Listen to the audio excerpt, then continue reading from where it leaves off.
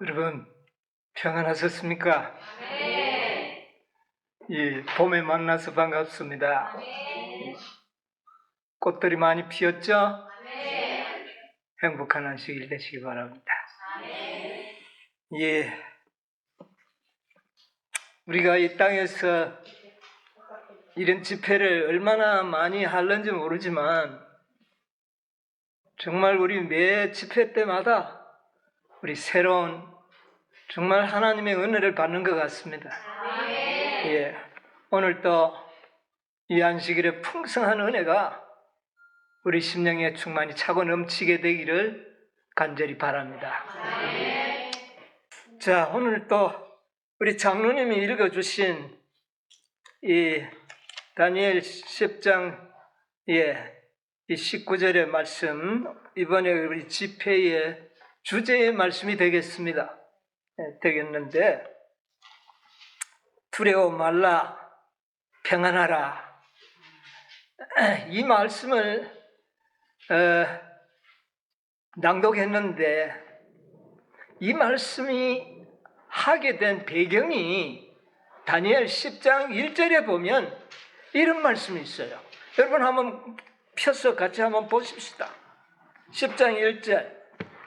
박사왕 고레서 10년에 한 일이 벨드사자가 일어난 다니엘에게 나타났는데 그 일이 참되니 곧 큰 전쟁에 관한 것이다. 예, 고레스 왕 3년에 다니엘에게 보여진 계시입니다. 여러분, 고레스 3년이라면 이미 예루살렘이 이스라엘 백성들이 자유를 얻었습니까? 못 얻었습니까? 예? 얻었죠? 얻고 다 이렇게 고향으로 돌아가고 성전을 지을 수 있는 그런 충분한 시간을 가졌던 때입니다. 이때는 뭐 전쟁이 많이 있었을까요? 전쟁이 없던 때예요. 그런데 이때에 말씀하시기를 큰 전쟁에 관한 계시를 보여줍니다. 큰 전쟁의 계시. 그래서 이 전쟁의 계시를 보여주시면서 다니엘에게 말하기를 은총을 크게 받은 사람아, 뭐 하지 말라? 두려워하라. 예, 그렇게 말씀을 하고 있습니다. 예, 마음의 평안을 가지라, 강건하라, 강건하라. 그렇게 말씀을 하십니다. 여러분, 전쟁이 오면 두렵습니까? 안 두렵습니까? 두렵죠? 예. 여러분, 이 큰 전쟁의 계시는 이 다니엘의 계시가 5차례에 주어진 계시인데 이 10장, 11장, 12장은 5번째의 계시입니다. 그런데 그 계시 중에서 마지막 때에 일어날 사건을 보여주신 거예요. 여러분, 다니엘서 자체가 어느 시대를 위하여 주어진 계시입니까? 다니엘 시대입니까? 그거는 뭐 그저 잠깐 양념 정도로 들어가기는 했지만은 모두가 다 마지막 때 우리를 위하여 주어진 예언이라는 것을 성경은 기록하고 있습니다. 다니엘이 말이에요. 계시는 자기가 받고 다 했는데 깨닫지를 못하겠어요.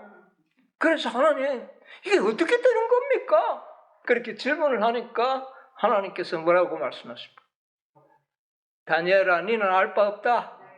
잘 보관하고 간수마해라. 다니엘이 저 같으면 좀 섭섭했을 것 같아요. 계시는 자기가 받았는데 모르니까.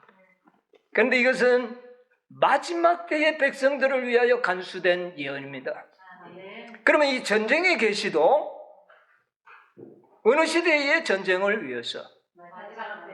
마지막 때에 일어날 전쟁을 깨닫게 하시기 위하여서 지금으로부터 2300~400년 전에 남방왕과 북방왕의 전쟁을 역사로 보여주시면서 마지막 시대를 살아가는 우리들에게 미래를 열어 보여주시는 겁니다.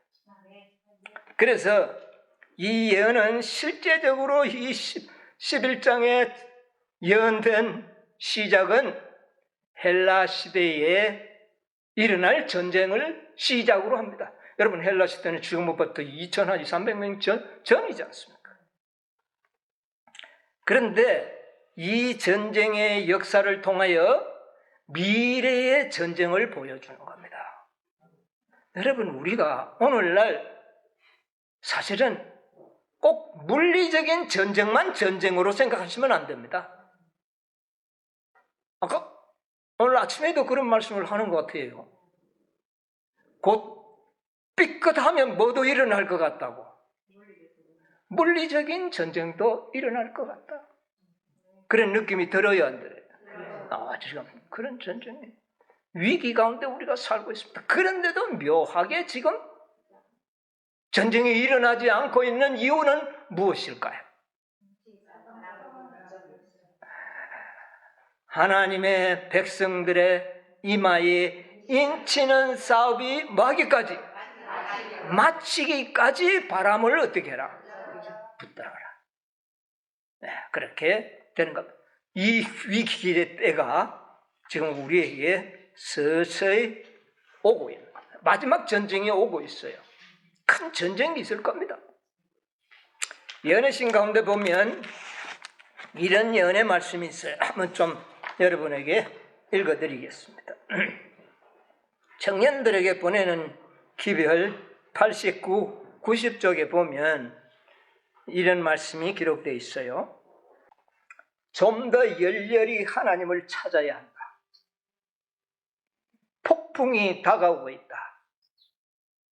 그러므로 우리는 하나님께 회개하고 우리 주 예수 그리스도를 믿음으로 말미암아 그 맹렬한 폭풍을 대처할 준비를 갖추어야 한다.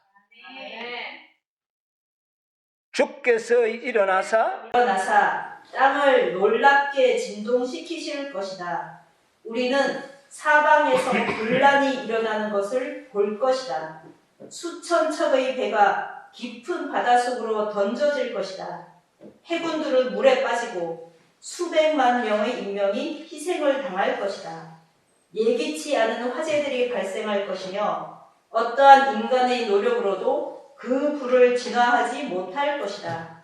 지구의 궁전들은 맹렬한 화염으로 잿더미가 될 것이다. 철도 사고는 더욱 빈발하게 될 것이다. 혼란과 충돌과 또한 일각의 예고도 없는 사망이 중요한 교통로에서 일어날 것이다. 끝은 가깝다. 은혜의 기간은 끝나려 하고 있다. 우리는 여호와를 찾을 만한 때에 찾고 가까이 계실 때에 그를 부르자. 아멘. 네. 얼마나 적나라하게 지금 이 시대의 현실을 보여주고 있지 않습니까?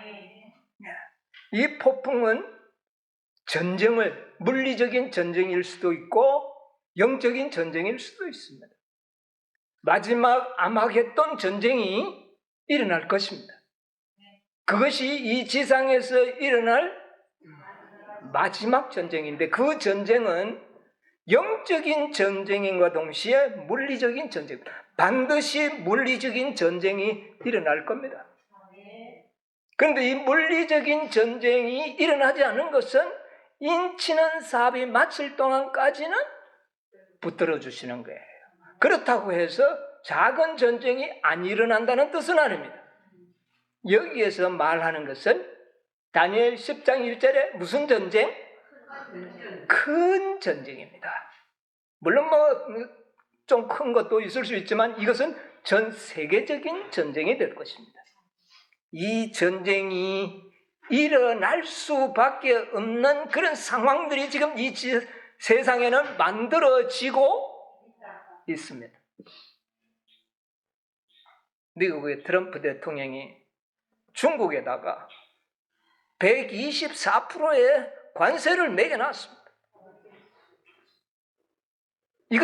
이게 뭡니까 지금?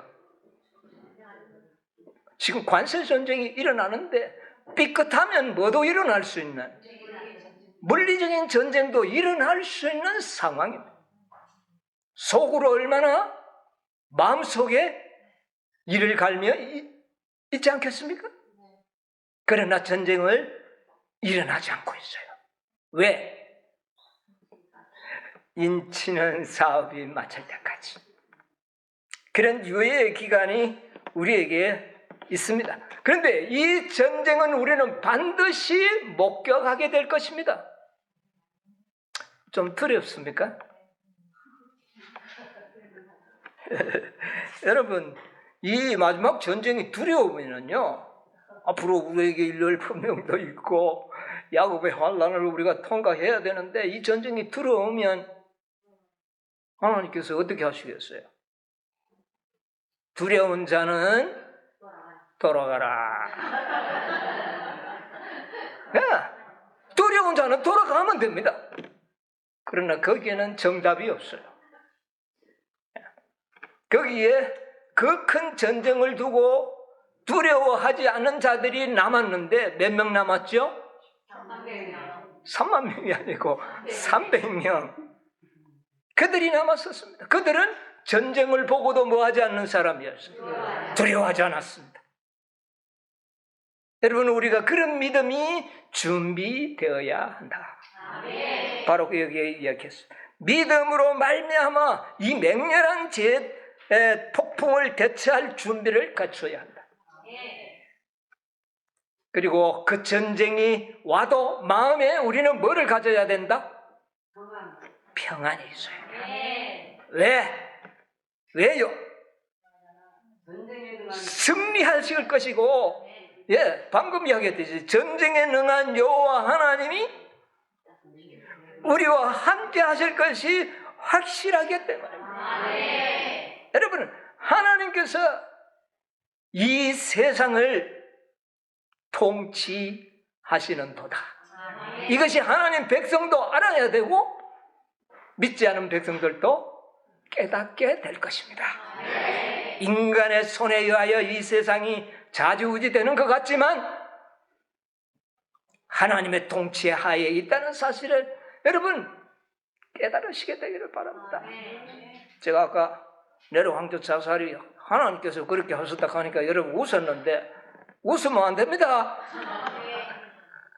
하나님이 하시지 못할 일이 없고 또 하나님이 모르시는 일이 없습니다. 하나님은 자신의 종들을 통하여 말씀하신 것을 기억하시고 때가 되면 그 일을 어떻게 해요?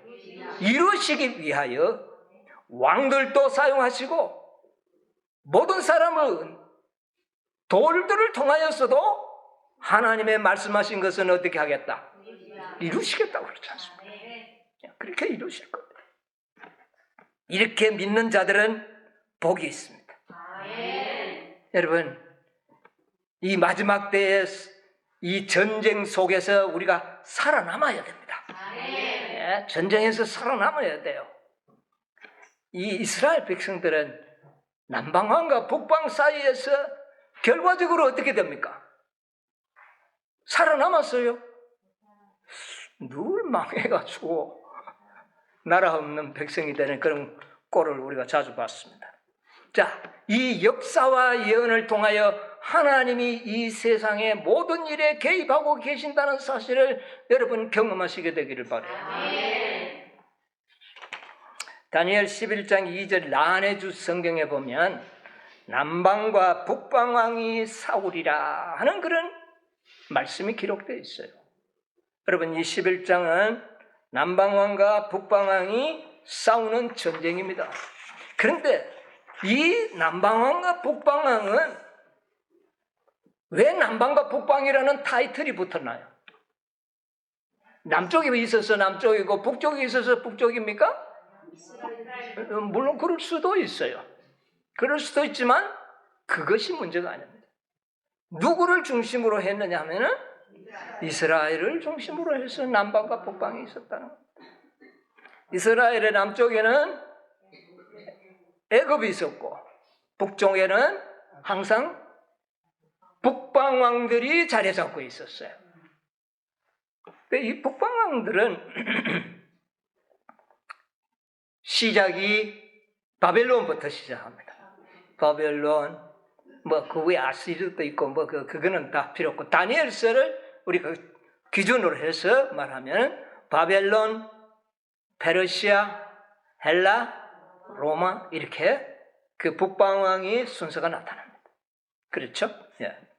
자, 이 이스라엘은 남방과 북방왕의 싸움 속에서 이스라엘이 곤혹을 치렀는데 사실 이스라엘 백성은 그럼 무슨 나라입니까? 북방도 아니고 남방도 아니잖아요. 그렇죠? 그럼 무슨 나라입니까 이거는? 하늘나라가 아니고 하나님의 나라죠. 예, 하나님 나라. 이스라엘 나라를 누가 세웠었나요? 하나님이 세웠잖아요. 그래서 이스라엘 나라는 하나님의 나라. 그 하나님의 나라를 중심으로 해서 남방과 북방이 깔려져 있다.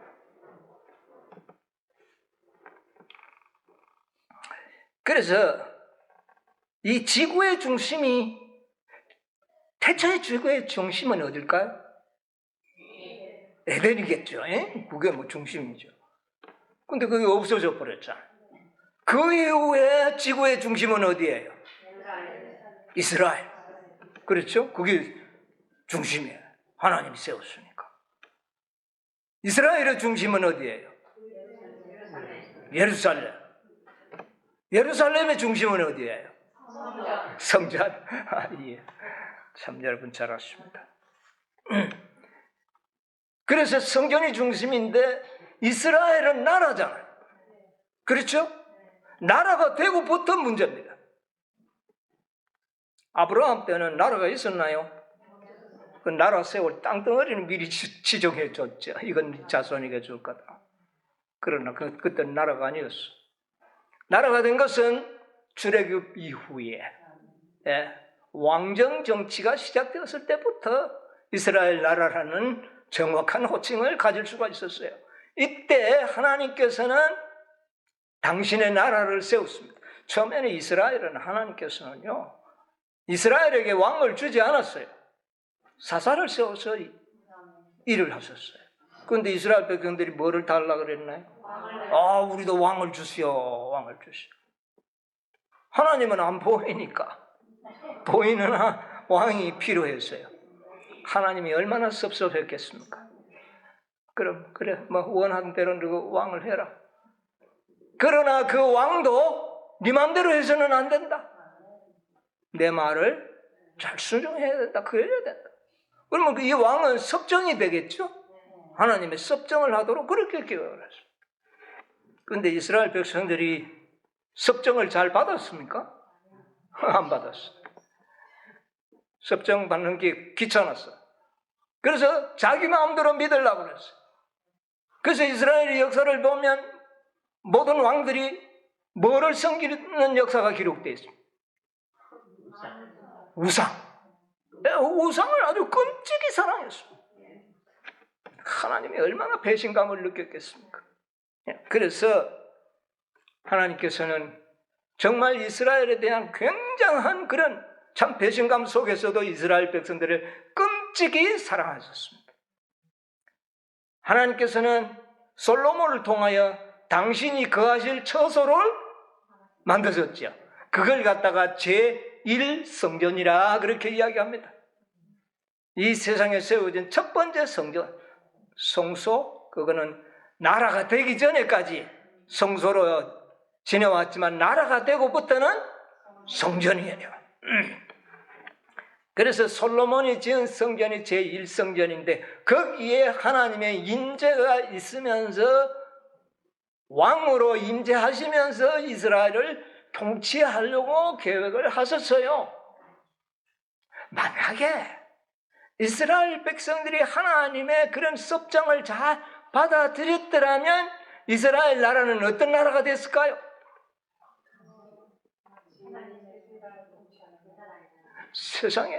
이 세상의 1등 국가가 됐어요. 네. 평화의 비둘기가 어디에서 날아갔을 거라고요? 예루살렘 성전에서 평화의 복음이 온 세상에 전파되었을 것이고, 예언의 신에 보니까 이런 기록이 있었어요. 한번 좀 읽어드리려고. 말라기 1장 11절의 주석입니다. 11절의 둘째 줄부터 보면 하나님께서 이스라엘 백성을 택하사 모든 열국들을 위하여 진리의 귀중한 보화를 간수하는 자가 되게 하셨다. 하나님은 그들에게 율법을 주셔서 세계와 천사들 그리고 타락하지 않은 다른 세계 앞에서 그들이 개방해 나가야 할 품성의 표준이 되게 하셨다. 그들은 하늘 정부의 율법을 세상에 나타내어야만 했다. 교훈과 모본으로 그들은 진리를 위한 결정적인 증언을 하여야 했다. 하나님의 영광과 그의 위엄과 능력이 그들의 모든 번영 가운데 나타나야 했다. 그들은 왕과 제사장 나라가 될 것이었다. 하나님께서는 그들이 지상에서 가장 큰 나라가 되게 하시기 위하여 필요한 모든 편익을 제공하셨다. 하나님께서의 본래의 계획이 여기 잘 나타났어. 만약 이스라엘 백성들이 하나님의 말씀을 잘 순종했더라면 이 지상에서 어떻게 해요? 가장 큰 나라가 되게 하기 위하여 모든 편익을 제공하셨다. 이게 본래의 계획입니다. 그리고 그들을 통하여 하나님의 율법이 전파되고 귀한 복음이 전파되면서 하나님의 백성들의 품성을 통하여 하나님의 영광을 나타내기를 원하셨다. 하나님의 계획은 그런 것이었어요. 그런데 이스라엘 백성들이 어때요? 우상을 섬기는 겁니다. 기가 철로를 따냅니다. 우상을 섬기니까 하나님께서 그 성전이 필요합니까? 필요 없는 성전이고 거기 하나님이 거하실 수가 없어요. 찬밥 신세라 하나님 우상을 섬기니까. 그러니까 하나님께서 더 이상 그 나라를 보호할 수가 없어진 겁니다. 하나님께서 그 성을 보호하기 싫어서가 아니라 하나님은 공의의 하나님입니다.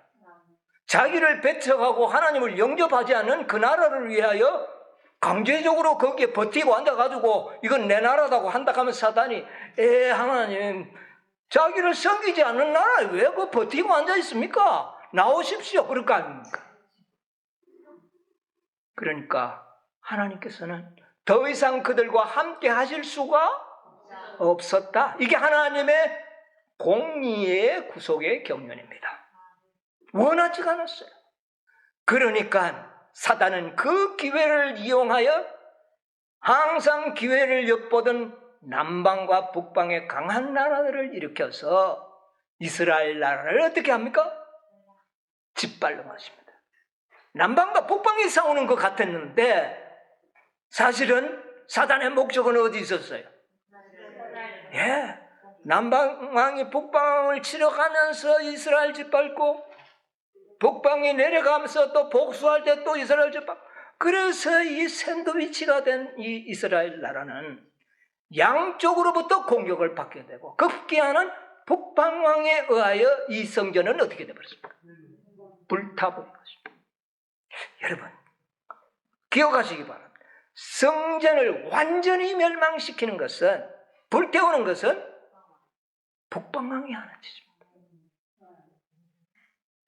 북방왕은 하나님의 성경을 완전히 불태우는 느부갓네살이 와서 제1성전을 완전히 어떻게 해버렸습니까? 불태워버렸습니다. 이것이 성경의 역사로 기록되어 있습니다. 자, 그래서 다니엘이 가슴 아파하면서 포로가 되어 바벨론에서 덧붙여서 살면서 눈물과 간구로 하나님께 회개하면서 기도합니다. 그 결과 그들은 제2성전을 세울 수 있는 기회를 얻게 되는 거예요. 하나님의 은혜를 얻게 되는 겁니다. 그래서 누구를 통하여? 스룹바벨을 통하여 70년이 작정된 기한이 맞지자 본국으로 돌아가서 성전을 짓게 했는데 그것은 스룹바벨과 그 여호수아와 같은 하나님의 종들에 의하여 성전이 세워졌는데 그 성전을 갖다가 오늘날 우리들에게는 스룹바벨 성전이요 또 제2 성전이라 그렇게 이야기합니다. 천신만고 끝에 제2 성전이 지어졌지 않습니까? 예? 느헤미야가 어떻게 했습니까? 정말 성전 건축자들이 다 그랬지만 느헤미야의 역사를 보면 한쪽에는 칼을 들고 한쪽에는 연장을 들면서 그렇게 성을 쌓고 중건을 했습니다. 그런데 이 성전이 어떻게 됩니까? 오늘 우리 가정책에서 돌 하나도 돌 위에 남지 않고 다 무너뜨려지려. 어느 나라가 그 일을 했습니까? 북방왕 로마가 그 일을 했습니다. 자, 그 성소는 법궤도 없었습니다. 세키나도 없었습니다. 텅텅 비었어요. 그러나 오전에도 말씀했듯이 처음 성전보다 영광이 더 어떻게 해요? 클 것이라 그렇게 이야기했어요. 자, 왜 성전이 더 컸습니까? 그곳에 누가 세키나의 실체가 되신 예수 그리스도께서 그 성전에 임재하심으로 그 예언이 성취된 겁니다. 그래서 학개가 예언한 나중 영광이 이전 영광보다 커리라. 말씀은 어떻게 돼요? 이렇게 이루어지는 겁니다. 이렇게 이루어져요. 그런데 제2성전은 왜 그렇게 또 무너질 거, 왜 하나님이 짓도록 했을까요?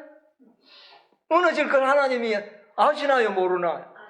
알면서 말하고 짓도록 했을까요? 예? 쓸데없는 짓 아닙니까? 그 무너질 거. 여러분 같으면 안 지었죠. 무너질 거니까. 그러나 하나님께서는 구속의 경륜을 이루십니다. 메시아가 이 땅에 오심을 위하여 처소가 되게 하기 위하여 세워진 성전입니다. 예. 이 제2성전은 제1성전은 하나님의 복음과 영광을 드려지기 위하여 그 성전이 세워졌다면 두 번째 성전은 예수 그리스도의 초림을 위하여 세워진 성전입니다. 중요하죠? 아주 중요합니다. 이게 구속의 경륜이에요. 그래서 예수님께서는 유대인의 무엇으로 오시는 겁니까? 왕으로 오잖아요. 왕이 오시면 처소가 있어야 돼요? 없어야 돼요? 그게 뭐예요? 그게 바로 스룹바벨 성전이 이 땅에 오시는 유대인의 왕을 모시기 위하여 준비된 궁전이었다. 구속의 경륜을 우리가 그렇게 이해할 수 있는 것입니다. 그런데 이 성전을 사단은 성경을 연구해가지고 바로 이 성전을 통해서 예수님이 오시겠구나 하는 걸 알았어요. 그래서 어떻게 합니까? 이 성전을 무너뜨리려고 아주 백방으로 노리고 했습니다. 그 결과 남방과 북방왕을 통하여 시간이 없어서 다 설명을 하지 못하지만 내려가면서 올라가면서 뭐를 짓밟았나요? 나라를 짓밟고 궁극적으로는 성전을 더럽히고 짓밟고 이스라엘 백성들이 신실했더라면 지켜지고 영광에 있어야 할 그 나라 성전이 그만 로마 북방왕에 의하여 어떻게 되어요? 태워져 버려요. 그래서 메시아의 죽으심과 함께 예루살렘 성전도 불타 없어져 버렸어요. 이스라엘 백성들은요, 남방왕과 북방왕의 전쟁이 지긋지긋했습니다. 우리가 저 북방왕처럼 강해야 되는데, 이제 나중에 깨달았어요. 우리가 저래야 되는데, 우리가 이게 지금 뭐냐? 마음에 통탄하면서 누가 오기를? 메시아가 오면 유대 나라는 저 북방왕보다도 강할 것이고 남방왕보다 더 강한 나라를 어떻게 해요?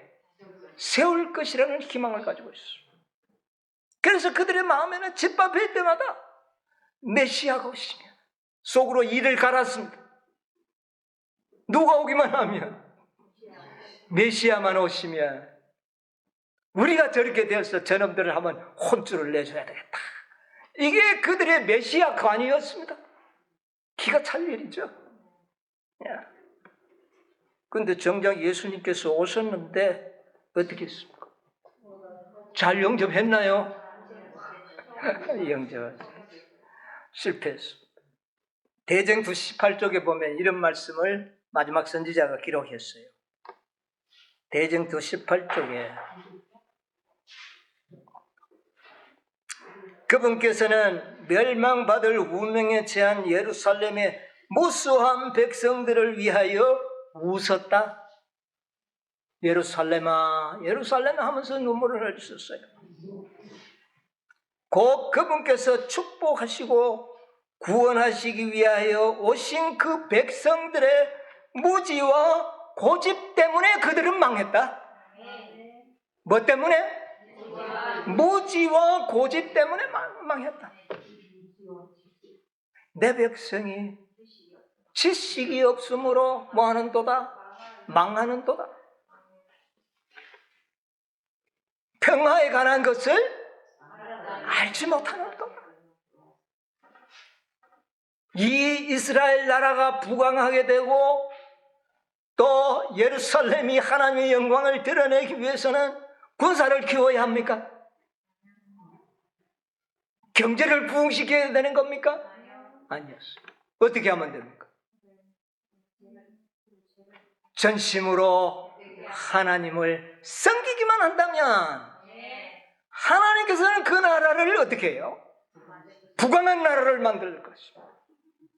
그리고 그렇게 섬기기만 한다면 그 백성을 통하여 영광이 드러날 것입니다, 여러분. 한번 내가 뭐 품성 변화돼가지고 한번 해봐야 되겠다. 그거 아니에요. 그저 우리가 하나님 말씀을 믿음으로 전심으로 받아들이면 하나님께서 그렇게 하시겠다는 거예요. 평화에 대해서 몰랐어요. 예수님이 그들은 메시아를 그렇게 고대했으면 메시아에 대한 연구를 했겠습니까? 안 했겠습니까? 예? 안 할 리가 있습니까? 연구했지요. 연구 많이 했습니다. 그 옛날에 랍비들, 제사장들, 서기관들 두루마리 성경 외웠습니다. 연구 많이 했습니다. 예수님이 탄생할 시기 알았을까요? 몰랐을까요? 어디에 오실 걸 알았나요? 언제쯤 오시는 거 알았나요? 그럼 왜 준비 안 합니까? 그런데 왜 예수님을 영접하지 않습니까?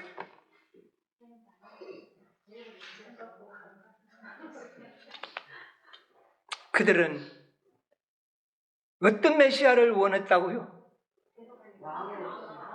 로마에 쫄려서 시자와 같은 영웅, 폼페이우스와 같은 영웅, 안토니오와 같은 영웅, 이런 영웅 호걸이 나타나서 이스라엘 나라를 아주 부강하게 만들어주기를 그때 기다리고 있었다고 말이에요. 그런데 예수님은 정작 어떻게 왔어요? 이사야 53장 2절 한번 읽어봅시다. 53장 2절. 그는 주 앞에서 자라나기를 연한 손 같고 마른 땅에서 나온 줄기 같아서 고운 모양도 없고 형체도 없은즉 우리의 보기에 흠모할 만한 아름다운 것이 없도다. 예, 뭐가 없이 와버렸습니까? 무슨 영웅같이 그래 좀 오셨으면 받아들였을 텐데 그의 모습에서 뭐를 볼 수 없었다고요? 흠모할 만한 것이 하나도 없는 마른 땅에서 나오는 줄기같이 연약해 보이는 그런 모습으로 이 땅에 오신 겁니다. 그러나 거기에 이스라엘은 부강함이 있고 거기에 승리가 있었고 거기에 구원이 있었습니다. 그런데 그들은 그것을 알지 못했습니다. 평화를 알지 못해. 평화가 어떻게 오는지를 몰랐어. 예수님이 오실 장소를 다니엘은 상세하게 가브리엘 청사를 통하여 잘 기록해놨지 않습니까? 미가엘을 통하여 오실 장소도 예언해놨지 않습니까? 이사야 선지자를 통하여 메시아가 오시면 어떤 사명으로 일하실 것도 상세하게 기록했지 않습니까? 랍비들이 그걸 몰랐다고요? 제사장들이 그 연구 안 했다고요? 다 연구했어요. 그런데 왜 그랬을까요? 그들은 이 지상에서 왕국을 세우기를 원했어요. 하나님의 뜻과는 반대되는 그런 어떤 목적을 가지고 그런 살아왔어요. 왜 그런 사상이 생겼느냐면 남쪽과 북방의 싸움에서 실컷 얻어맞고 나니까 내가 뭐 하면 돼봤으면 강한 나라가 되어서 한번 복수하는 세상에 하나님의 백성의 품성이 아니죠. 그래서 그들은 연구를 했습니다. 처음에는 북방과 남방왕의 싸움이 막 일어나니까 이거 도대체 이게 왜 이러냐 우리 하나님의 나라가. 고난을 통하여 그들은 말씀을 연구하는 계기가 된 겁니다. 평안했으면요 연구도 안 했을 겁니다. 항상 우리는 고난을 통하여 배우잖아요. 그 고난을 통하여 메시아에 대한 지식을 얻기 위하여 연구를 했는데 목적을 가지고 연구한 겁니다. 어떤 메시아가 오기를 이게 영웅과 같은 그런 메시아가 오기를. 그래서 연구를 해보니까 첫째는 이제 다니엘서 연구했겠죠. 25절로 60절에 보니까 예루살렘을 중건하라는 영이 날 때부터 시작하라 하가 연도가 쫙 나오는데 여러분 예루살렘 중건하라는 영을 우리보다 그들이 더 잘 알았습니다. 자기 역사니까요. 그렇죠? 자기 역사니까. 그래서 다 계산해가 보니까 7일에와 62일에 일어날 때 메시아가 일어날 것이다. 이야, 이것까지는 참 좋아요. 기름 부은 메시아가 일어날 것이다. 시기를 탁 했는데 그 다음에 뭐가 납니까? 이제 성도 이제 주는 걸 되고 다 됐는데 1회 후에 기름 부은 자가 끊어져 없어질 것이고 이게 뭐 이런 게 있어? 전혀 자기들의 기대치에 부응할 수 없는 예언들이 나오는 겁니다. 그리고 또 한 왕이 와서 그 성읍과 성소를 회포. 이거 뭐 메시아가 왔는데 무슨 성읍을 파괴하는 일이 어떤 왕이 와서 이렇다면 이런 메시아가 우리에게 뭐가 필요하나? 그의 종말은 홍수의 음모될 것고 뭐 전쟁 이렇게 황폐될 것을 다 예언해 놓은 거예요. 그 다음에 이사야서를 좀 연구해봤어. 이사야서를 보니까 메시아 사명이 나오는데 뭐 읽다가 보니까 이사야 53장이 메시아에 대하여 가장 적나라하게 예언을 해왔었어.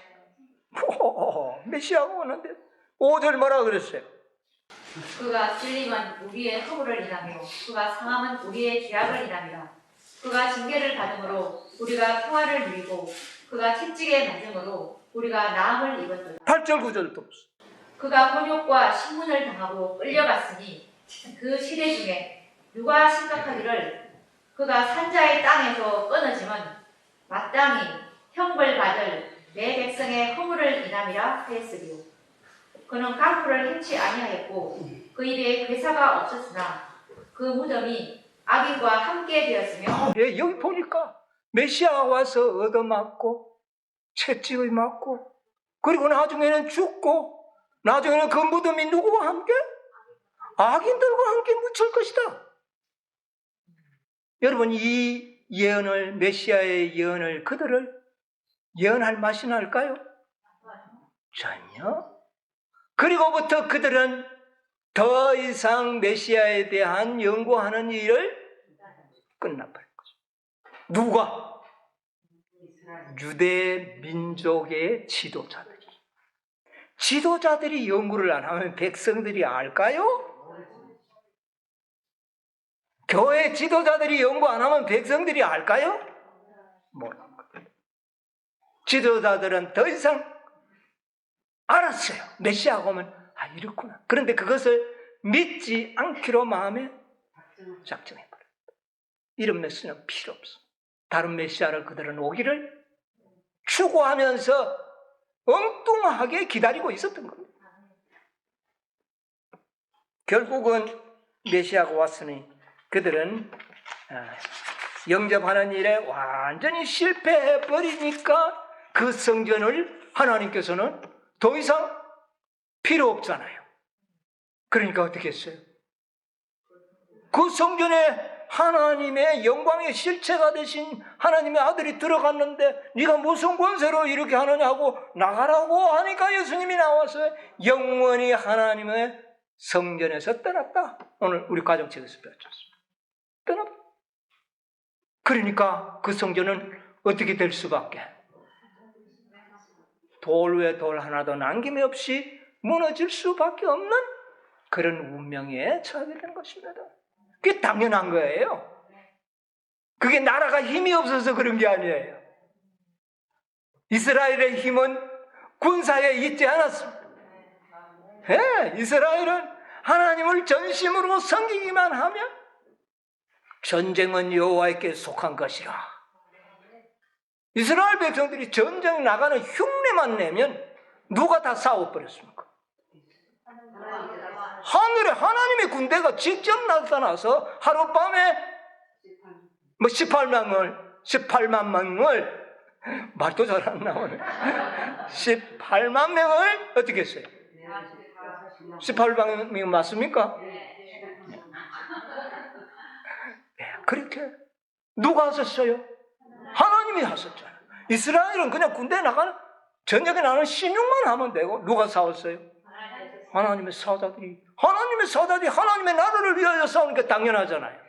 그런데 이 땅에 있는 사자들이 싸우기를 거절한다면 하나님의 사자가 싸울 수가 없는 것이죠. 여러분 이것을 알아야 돼요. 이스라엘의 힘은 군대에 있지 않았습니다. 이 세상 나라에는 힘이 어디 있어요? 군대에 있어요. 남방과 북방은 군대에 힘이 있었습니다. 자, 그래서 그들은 예수님이 오시는 시간이 되었지만 아무도 준비하지 않았습니다. 그런데 준비하는 사람이 몇 사람 있었죠? 그들은 교회 지도자들의 말을 잘 믿는 사람들이었습니까? 아니었어요. 아주 비천한 신분의 목자들, 그리고 경건한 사가랴와 안나와 같은 선지자들. 그런데 희한하게도 저 동방에 그 박사들이 그 시기를 알고 그 때에 맞추어서 어디에 도착했어요? 이스라엘에 도착해서 왕에게 가서 자, 유대인의 왕으로 나시니까 어디 계시냐? 우리가 왕이 나실 시기를 알고 왔습니다. 이방인들이 아는데 이스라엘 백성들이 모른다? 이건 누구의 태만입니까? 그들의 태만이었어요.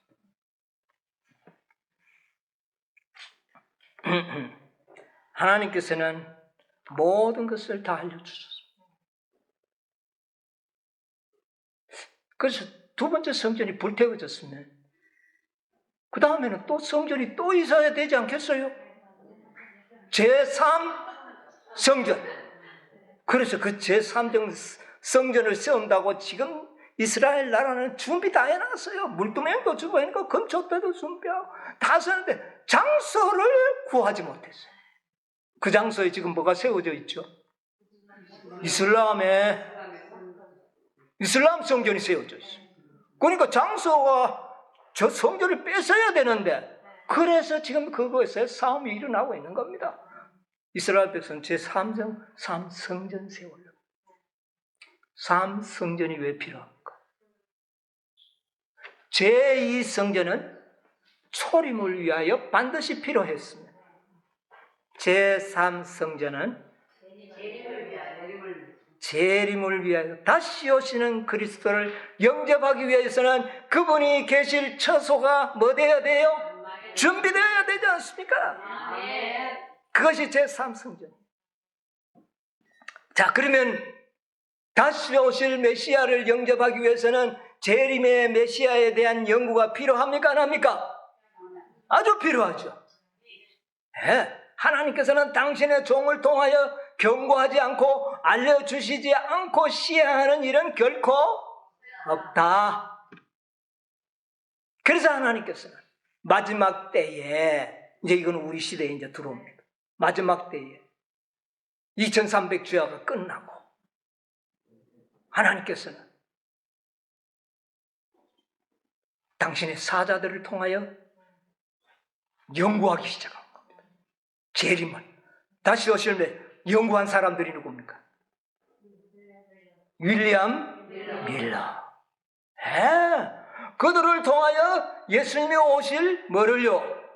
시기를 연구하도록 한 겁니다. 그러나 윌리엄 밀러는 뭐 그 시기 연구하려고 한 게 아니에요. 그러나 하나님의 목적은 거기에 있었습니다. 예수님의 다시 오실 시기를 온 세상에 알리기 위하여 첫째 천사의 기별과 둘째 천사의 기별이 전파되었다. 인간들은 비록 깨닫지 못했지만 하나님의 목적은 어떻게 됐다? 성취됐다. 자, 1844년 이후에 하나님의 재림의 시기가 되었다는 것을 오늘날 깨닫고 있는 백성들이 많이 있죠.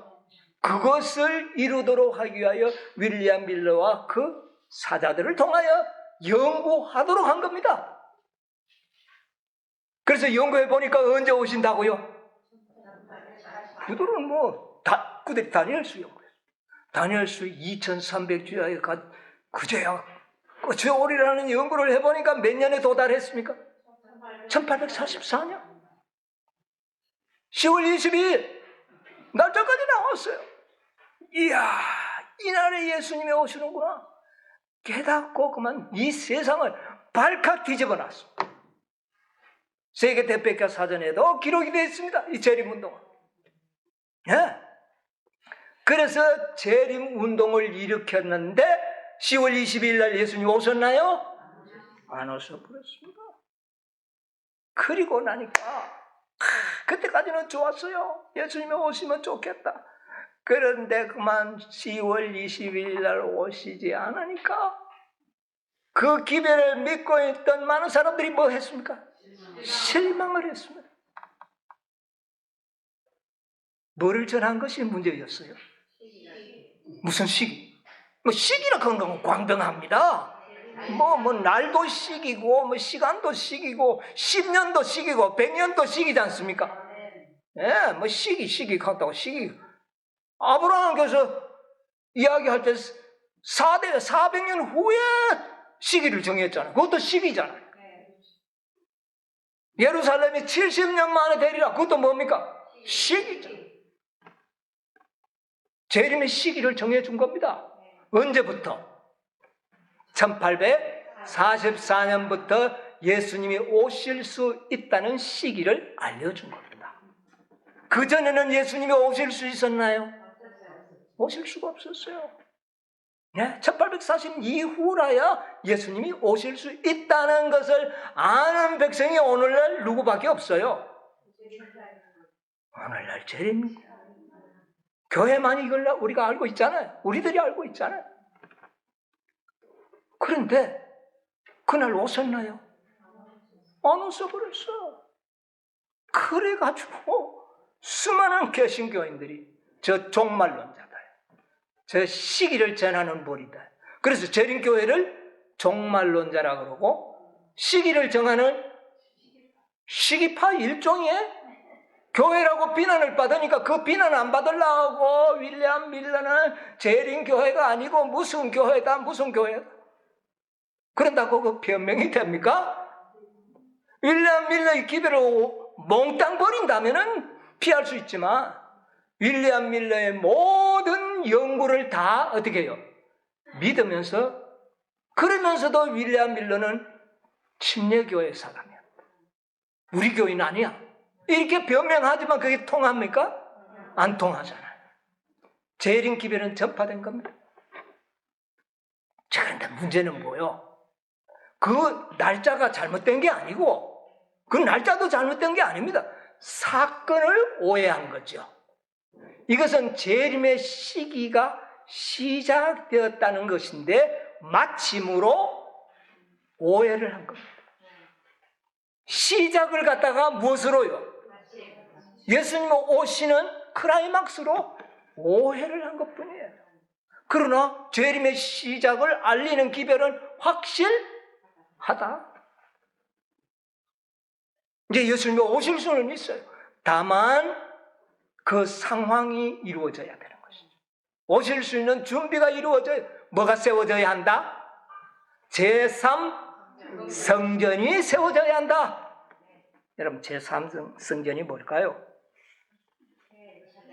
예? 예? 새 예루살렘 성전이 완성되기 위해서는 이 땅에는 당신의 백성들의 품성이 완성이 되면 그게 완성이 돼요. 그러면 제3성전은 어떤 방식으로 세우느냐? 우리의 품성으로 세워진다. 품성에 의하여 하늘 성전이 세워지고 성소가 도성이 예루살렘 도성이 세워지는 겁니다. 우리의 뭐가 준비되면 품성이 준비되다. 이것은요 갈라디아 6장 14절의 주석인데 참 여기 있는 말씀은 좀 간단하게 한번 읽어드릴게요. 갈바리의 십자가는 모든 땅의 권세와 지옥의 권세에 도전하는 그리고는 모든 사단의 그 권세를 추방할 것이다. 뭐가요? 십자가가 할 것이다. 십자가 안에 있는 모든 가마가 집중되어 있고 십자가 안에 거기에서 모든 가마가 흘러나간다. 그것은 매력의 중심이다. 그는 그 십자가 위에서 그리스도를 위하여 그의 생명을 주셨기 때문이다. 이 희생 제물을 드리신 것은 인간을 어떻게 해요? 본래의 완전한 상태로 회복시킬 것이다. 이게 제3성전이에요. 이 성전이 회복되면 하늘 새 예루살렘 도성이 완성이 되는 거예요. 이 땅에서 재료를 잘 따듬어서 하늘에 가져가서 성을 완성시키는 것으로 성경은 기록합니다. 그래서 성전 건축은 아직도 완성되지 않았다. 우리 지난 안식일 교과에 나왔습니까? 예, 배웠지 않습니까? 회복시킬 목적으로 그리하셨다. 그렇다. 인간에게 품성의 완전한 변화를 주셔서 정복자 이상의 존재가 되려 하셨다. 그리스도의 힘을 의지하여 하나님과 사람의 원수를 이긴 사람들, 이런 자들은 누구를 이긴다? 남방왕과 북방왕 다 이기고 사단도 이길 수 있습니다. 하늘 궁전에서 한 번도 타락해 본 일이 없는 천사들보다 더 높은 위치를 차지하게 하실 것이다. 얼마나 놀라운 약속입니까? 준비하셨어요? 제3전 성전이 여러분 아무리 반대가 있어도 제1성전이 세워졌고 제2성전도 세워졌고 백성들이 많이 실패했지만 반드시 하나님의 뜻은 성취되었습니다. 제3성전도 반드시 성취될 것이다. 제3성전을 준비하기 위해서는요 작정된 시간이 있어요. 언제까지 만들어야 된다는 시간이 있어요. 그렇잖아요. 자, 1844년 이후에 재림교회 노이로제는 뭐냐면은 시기 문제입니다. 이 시기 문제가 아주 노이로제가 됐어요. 그래서 시기만 연구하려고 하면 어떻게 해요? 아이라고. 그거 받아들이면 교회가 온 세상으로부터 뭐를요? 비난받을 것이 두려워서 연구하는 일을 중단해버렸습니다. 마치 옛날 유대인들이 초림의 메시아가 오심을 위한 연구를 뭐 해버렸듯이? 중단해버렸듯이. 중단만 했는 줄 압니까? 여기 보면은 대징투 378쪽에 보면 이 말 꼭 읽어드려야 되겠네. 다니엘의 예언이 명백하게 메시아의 오실 시기를 지적하였고 그분의 오심을 매우 솔직하게 예언하였으므로 그들은 그 예언을 깊이 연구하지 못했다. 연구하면 할수록 확실하니까. 그래서 그들은 그것을 연구하지 못했다. 마침내 납비들은 메시아의 때를 계산하여 알아보고자 하는 모든 자들에게 저주를 선언하였다. 옛날 이스라엘 백성들이요, 초림의 메시아에 대해서 연구하고 오실 때가 다 되었다 하면은 뭐를 퍼부었다고요? 저주를 퍼부. 이 역사는 제3성전을 짓기 위해서 노력하는 자들에게도 적용이 됩니다. 오늘 시기 이야기하면 우리 1844년에도 비난의 대상이 되었던 그 시기를 또 꺼낸다고. 그러면서 뭐를 중단해버려요? 연구하는 것을 중단해버려요. 그러나 그들은 확실하지는 않지만 사실은 알고 있어요. 때가 되었다는 것을. 연구했으니까. 여러분, 예수님이 이 땅에 오시겠다고 하는 날과 시간을 모르는 것이다. 알 수 없다. 그 날과 그 시간, 그것은 모른다. 그러나 초림이 오실 시기를 명확하게 그들이 알았던 것처럼 옛날 동방박사도 명확하게 알았잖아. 저 들판에 있던 목자도 명확하게 알았잖아. 그러나 그들이 태어날 날과 시간을 알았나요? 그거는 몰랐어요. 그러나 태어날 시기는 알았어요? 못 알았어요? 알았어요. 그럼 오늘날도 재림하실 날과 시간은 우리는 결코 알 수 없어요. 그러나 정확한 시기는, 때는 알아야 됩니까? 몰라야 됩니까? 그런데 오늘날 백성들이 알고 있는 백성이 많아요? 너무나도 적은 겁니다. 재림의 징조는 언제부터 나타나는데? 1833년부터 나타났습니다. 우박이 떨어지고 핏빛까지 되고 별들이 떨어지고 그때부터 오신다 그런데 지금도 오신다. 그거 어떻게 믿어요? 그러면 새로운 시기가 설정이 돼야 되지 않겠습니까? 그래서 하나님께서 마지막 선지자를 통하여 그 시기를 알려주신 것입니다. 그게 뭐냐? 사단이 이 세상을 6,000년 동안 통치하리라. 그래서 선지자를 통하여 예언하시기를 이 지구의 역사는 몇 년 만에 마칠 것이다? 6,000년 만에 마칠 것이다. 누가 그렇게 믿고 있나요? 재림교인들 6,000년 믿나요? 안 믿나요? 믿죠? 일요일 교일도 어디서 배웠는지 몰라요. 그들도 믿어요. 6,000년 도표, 일요일 교인들도 만들어가지고 도표 내놔요. 어쨌든 성경을 통하여 가르쳐줘. 6,000년 동안 사단이 통치, 그 통치 기간이 거의 끝났다 알고 있습니다. 그런데 그것은 대충이잖아요. 뭐 알아야 돼요? 확실하게 알아야 돼요. 확실하게 알아야 확실한 믿음이 생깁니다. 6,000년의 시기를, 사단의 통치 기간을 알려주면서 시작과 끝이 언젠지는 몰라. 그런데 마지막 선지자가 뭐라고 이야기했습니까?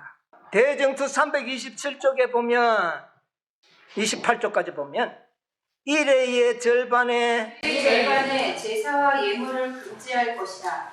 침례를 받으신 지 3년 반이 지난 서기 31년 서기 몇 년?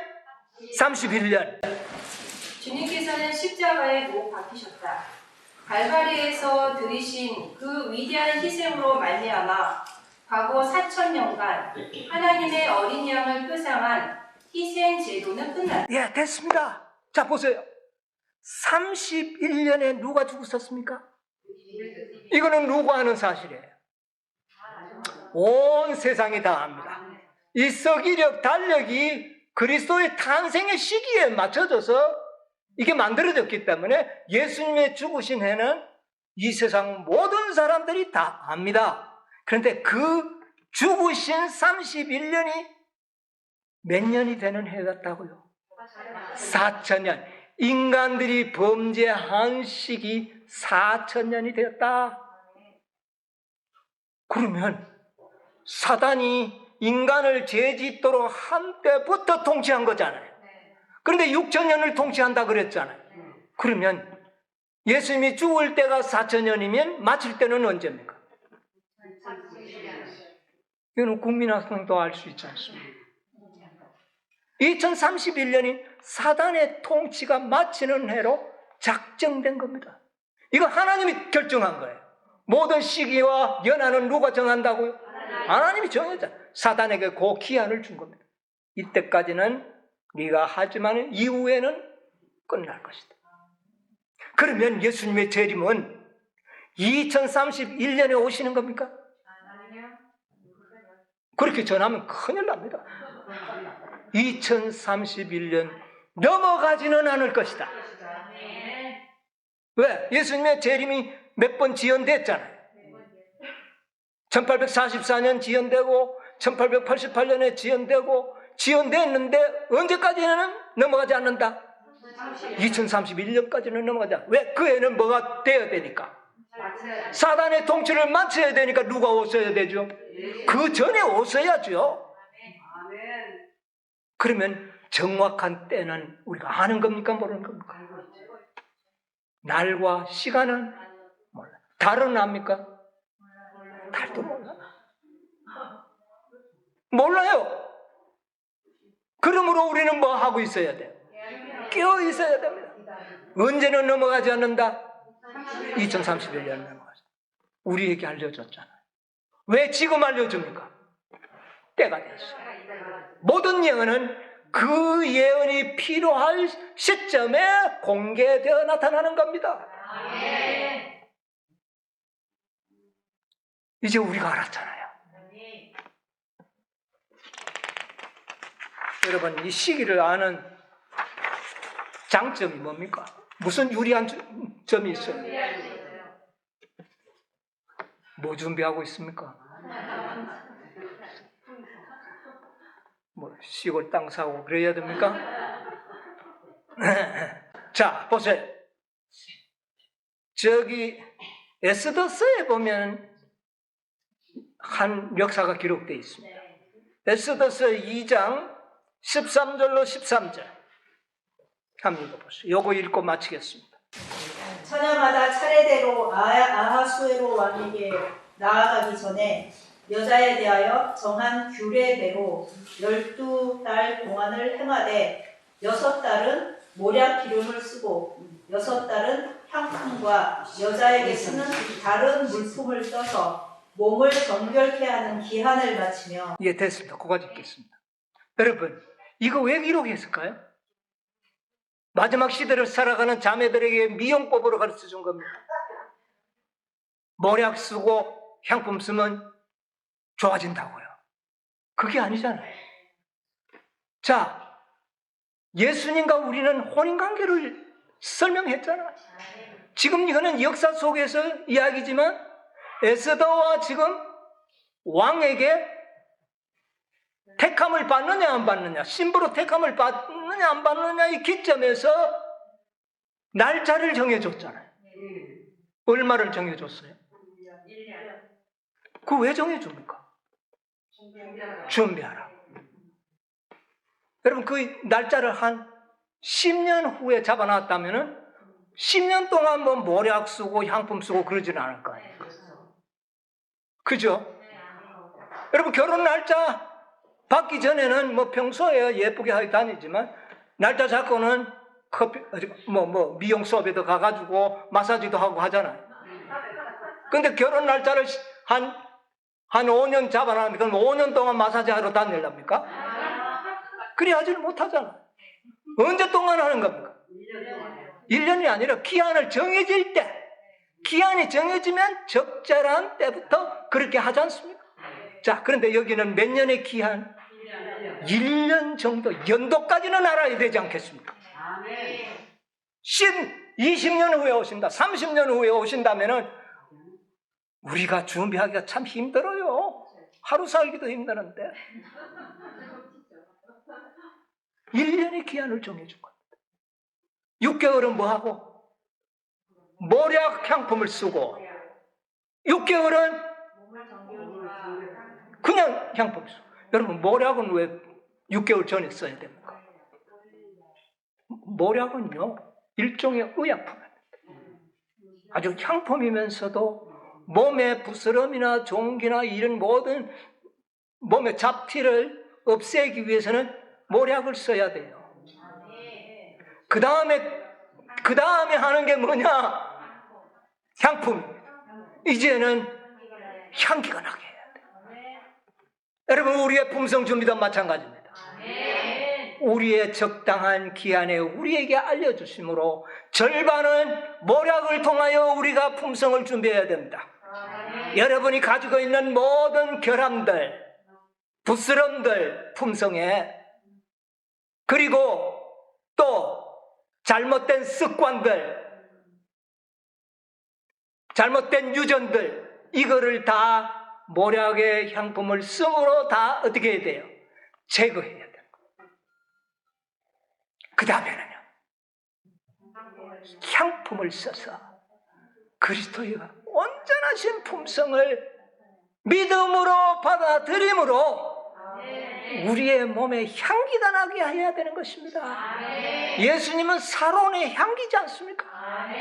예수님은 완전한 품성의 향기를 이 세상에 퍼뜨리고 가신 분이에요. 그 향품으로 우리가 품성이 준비되어서 그리스도의 영광으로 드러내도록 해야지만 우리가 간택을 받지 않겠습니까? 우리에게 적절한 시기를 알려주시지 않았습니까? 2031년은 넘어가지 않을 것입니다. 그 안에 오실 겁니다. 그 안에도 야곱의 환난도 있고 일요일 법령도 있고 이런 것 저런 거 다 빼버리면 불과 우리에게 남아야 품성 준비할 시간은 1년은 좀 더 될 것 같은데 얼마 남지 않았습니다.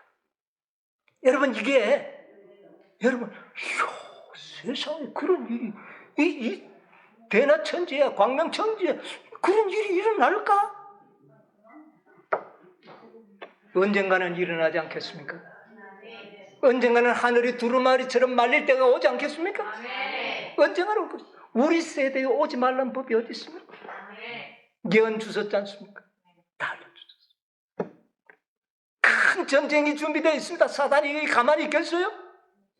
아마겟돈 전쟁을 일으켜서 하나님 백성들 죽이고 지기들끼리 서로 죽이고 살리는 그런 성령이 떠나버린 전쟁이 일어날 것입니다. 아멘. 그때 우리가 어떻게 해야 되겠어요? 두려움은 되겠어요? 두려움은 돌아갑니다. 평안한 가운데 이 전쟁을 기다리게 되시기를 바랍니다. 네. 평안 중에 두려움 없이 전쟁을 대비하는 그런 백성들이 되어야 합니다. 정말 그리스도의 향기를 드러내는 마지막 남은 백성들이 되시기를 간절히 바라면서 오늘 말씀을 마치겠습니다.